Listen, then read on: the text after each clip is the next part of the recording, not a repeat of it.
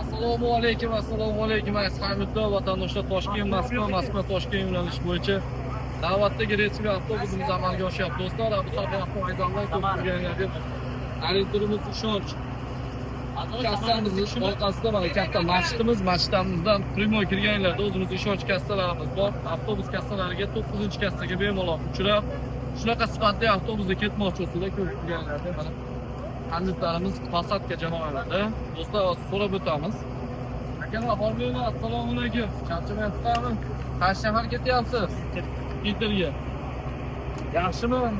Sharoit joydami? Qaysi avtovokzaldan chiqyapsiz? Absaqiydir. Qayerlisiz aka? Samarqand. Tavsiya qilasizmi Samarqand akalarga? Yo'q. Oq yo'l yaxshi aytvoring. Mana opamiz.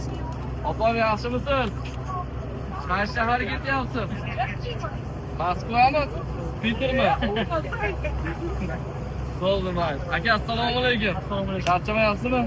Qaysi shaharga ketyapsiz aka? Moskva. Moskva. Hali sharoit joyidami? Yolg'on bo'lmadimi? Alloh bo'lmadimi? Shalbalar yo'qmi? Aka-ukalar ko'p turganlarda shunaqa sifatli reysiy avtobuslarda kim ketmoqchi, bemalol behijolat foydalanib kelib ketsanglar bo'laveradi. Ekranda ishonch raqamiga telefon qilinglar, operatorlarimizdan batafsil ma'lumotlarni o'rganinglar do'stlar.